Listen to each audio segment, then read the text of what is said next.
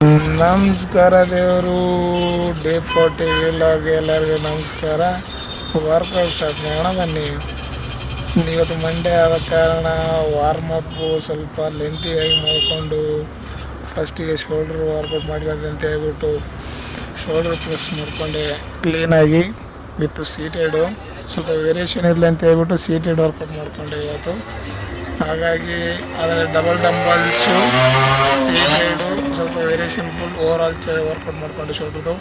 ಅದಾದಮೇಲೆ seated single arms both side ಮೂರು set. ಇದು ಸಿಂಗಲ್ ಆರ್ಮ್ಸ್ ಆದಮೇಲೆ double dumbbells 2 side shoulder press ಮಾಡಿಕೊಂಡೆ ಸೀಟೆಡು. ಸ್ವಲ್ಪ ವೇರಿಯೇಷನಲ್ಲಿ ಪ್ರತಿ ಸಾರಿ ನಾವು ಸ್ಟ್ಯಾಂಡಿಂಗ್ ವೇರಿಯೇಷನ್ ಮಾಡಿದೆ, ಹಂಗಾಗಿ ಈ ಸರಿ ಸೀಟೆಡ್ ಅಂತ ಹೇಳ್ಬಿಟ್ಟು. ಇದಾದಮೇಲೆ ಫ್ರಂಟ್ ರೈಸು ಶೋಲ್ಡ್ರದು ಏನು ಕೂಡ ಪ್ರೆಸ್ ಮಾಡ್ಕೊಂಡಾದ್ಮೇಲೆ ಆ ರಾಡಿಂದ ಈ ವರ್ಕೌಟ್ ಮಾಡೋದಾಗ ಅಂತ ಹೇಳಿದ್ರೆ ಶೋಲ್ಡ್ರ್ ಯಾವ ಥರ ಕಾಣುತ್ತೆ ಅಂತ ಹೇಳ್ಬಿಟ್ರೆ ಪಂಪು ಭಾಳ ಅಂದರೆ ಭಾಳ ನೀಟ್ ಕಾಣುತ್ತೆ. ಶೋಲ್ಡ್ರು ಭಾಳ ಪೀಕ್ ಕಾಣುತ್ತೆ ಶೋಲ್ಡ್ರ್ ವರ್ಕೌಟು. ಅದಾದಮೇಲೆ ನೆಕ್ ಪ್ರೆಸ್ ಮಾಡ್ಕೊಂಡ್ವಿ ಟ್ರ್ಯಾಪ್ಸ್ದು ನೀಟಾಗಿ ಟ್ರ್ಯಾಪ್ ಪ್ರೆಸ್ ನೋಡಿ ಯಾವ ಥರ ಕಾಣುತ್ತೆ ಟ್ರ್ಯಾಪ್ಸ್ ಅಂತ ಹೇಳ್ಬಿಟ್ಟು. ಅದಾದಮೇಲೆ ಬೈಸೆಪ್ಸ್ ವರ್ಕೌಟ್ ಮಾಡೋದು ಅಂತ ಹೇಳ್ಬಿಟ್ಟು ಓನ್ಲಿ ಮಷೀನು ಬೈಸೆಪ್ಸ್ ನೋಡಿ ಯಾವ ಥರ ಕಾಣ್ತಾ ಇದೆ. Biceps workout with straight rod. ಅದಾದಮೇಲೆ ಜಿಗ್ಜಾಕ್ ರಾಡು, ಇದು ಕೂಡ 3 ಸೆಟ್ಟು 15 ರೆಪಿಟೇಷನ್ನು.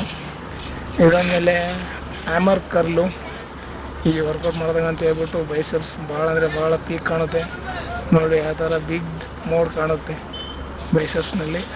ಇದಾದಮೇಲೆ ರಿವರ್ಸ್ ಆರ್ಮ್ಸ್ ವರ್ಕೌಟ್ ಇದು. ಇದಾದಮೇಲೆ ಡೇ 49ಗೆ ಎಂಡ್ ಮಾಡ್ತಾಯಿದ್ದೀನಿ. Love you all, take care, thank you.